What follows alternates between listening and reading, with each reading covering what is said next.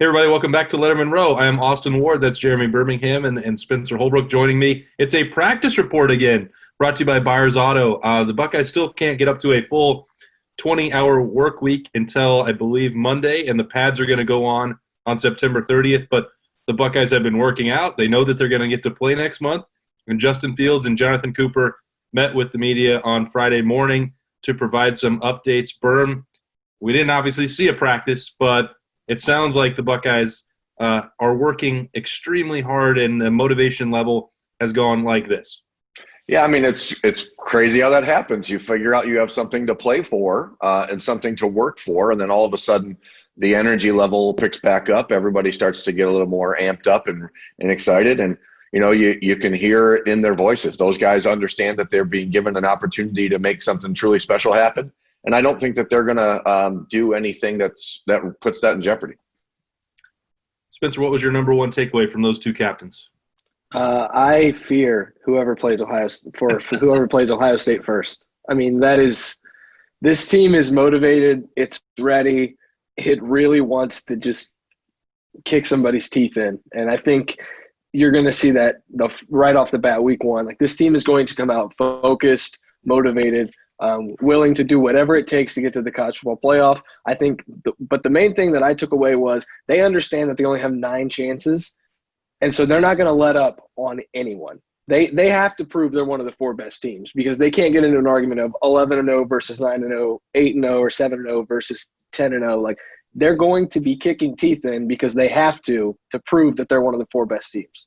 They're probably in a situation as well where 8-1. Even with a Big Ten title, where normal years we're talking about you can go 12-1, win the Big Ten. That's probably enough to get in.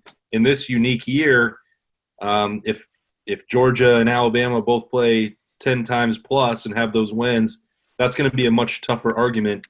I think the Buckeyes have the ability, without question, to run the table and win the Big Ten. But Justin Fields alluded to this in the number of games that they play, the time frame that they have. There is no margin for error. And, of course, the Buckeyes want to win every game they play, Byrne, but I think they are already aware of the hand that's being dealt here, that there is nothing that can be taken for granted if they're actually going to achieve that goal of winning a national championship. Well, Justin said it in the interview session.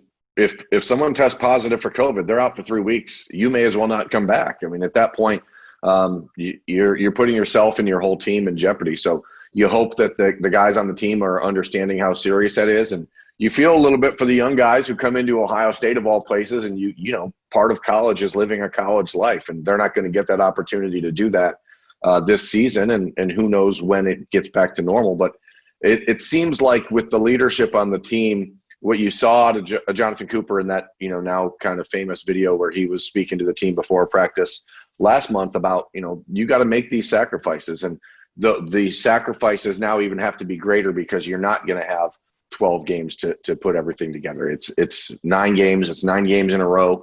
And then, you have to put everything on the table and go, as hard as you can and do every single thing right, because not just on the field, but off the field, there's no room to make a mistake. You and I have talked about this and wrote about it a lot with the strength of the brotherhood, but I'm really struck by it. Every time you hear Jonathon Cooper or Justin Fields speaking publicly about making those sacrifices, or the videos that Ohio State shares from the practice field with the speeches that he and Cooper and Wyatt Davis made earlier this year, Josh Myers, it's crazy to me, the strength of the culture at Ohio State right now. It is not mere lip service for these guys, and I think you see that especially with the newest example. Obviously Cooper talking, but Wyatt Davis and Shaun Wade opting back in when they're going to be having to go straight into a training camp. It's going to be a difficult 9-week schedule. You couldn't be blamed for becoming a millionaire overnight, but they want to be in these situations with their teammates, and they want to be coached by Ryan Day. And there's just no clearer example of what Ohio State has going right now than the fact that those two guys could be rich beyond their dreams and preparing by a beach, as Spencer said the other day, anywhere they wanted to train, and instead they want to be in the Woody and get tested every day and be with their teammates. That's it. There's no better example. Berm, I didn't mean to interrupt you, but no, you're fine. it just shows like every school can tout a brotherhood or a culture and how great the culture is. But until you see it in action, it's all kind of lip service. You see it in action at Ohio State more than you see it in action really anywhere that I can think of. Like it shows up off the field. It shows up when the third string linebacker gets an interception, the entire team goes nuts. It shows up when they win a Big Ten championship. It shows up when they lose to Clemson. It shows up when they get their season canceled and have to rally around some guys and petition to get a season back. It's lip service most of the time and in action a little bit of the time everywhere else. It's lip service a little bit of the time and in action all the time at Ohio State. Yeah, to me, it starts with these parents and it starts with the coaches and it starts with the staff that has put together an environment that allows people to kind of be themselves. Ohio State isn't going out of its way to muzzle anybody or to try to get them to not, speak out about something if they're upset or bothered by it. And we're in a world right now where you kind of feel like most of the time you look outside and you won't be surprised if the world is literally burning down.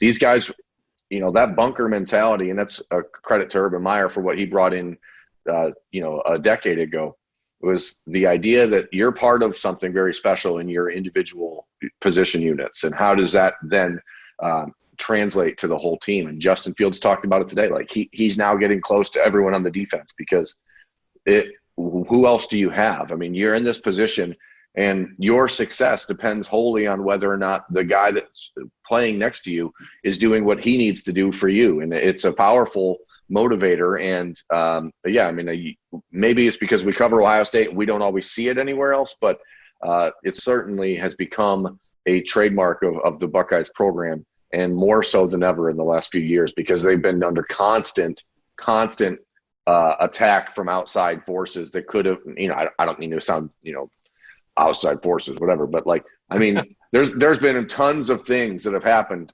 around Ohio State football in the last 3 years specifically that could have derailed the program. And instead it seems like every time that something bad happens, they come out of it stronger. And that is a testament to what Urban Meyer, instilled and what it means to have guys like Brian Voltolini and Mark Pantoni and Ryan Stamper and those guys that are holdovers from that administration who have helped foster that same thing with Ryan Day, but now doing it in a slightly softer way.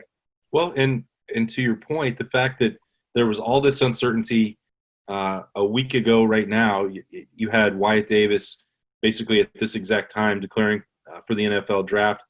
Sean Wade was already planning to do that weekend himself. He held off until Monday morning. The days kind of run together, but that was another opportunity where things could have clearly gone sideways.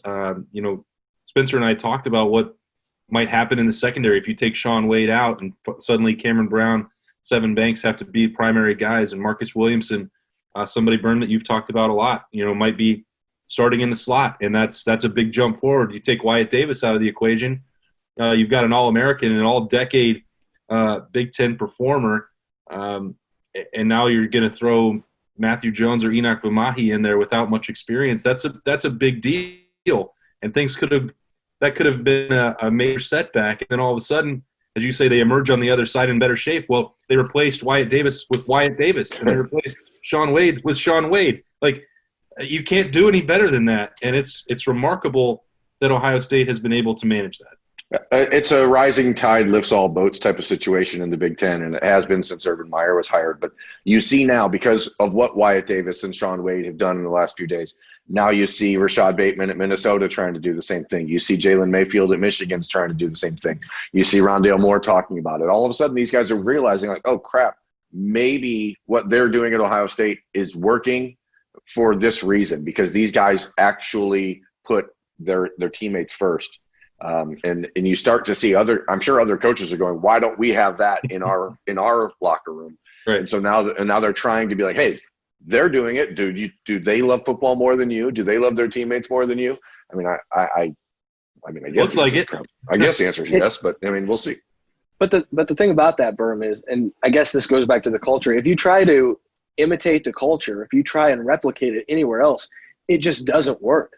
Well, we've seen that at Texas. We've seen it at Rutgers. We've seen it at all these schools that had Ohio State and Urban Meyer disciples leave and then try to run the exact same program with the same signage, with the same everything. Like, you have to be authentic, and it is authentic at Ohio State. I can't believe it didn't work at Rutgers. Wow, that's.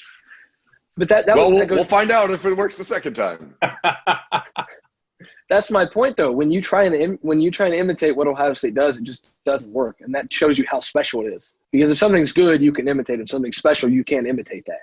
And so I think that's the main takeaway from this is, like, everything that this team and the conference in general has gone through, Ohio State came out on the other side better. When in March and April, we talked about how this may level the playing field.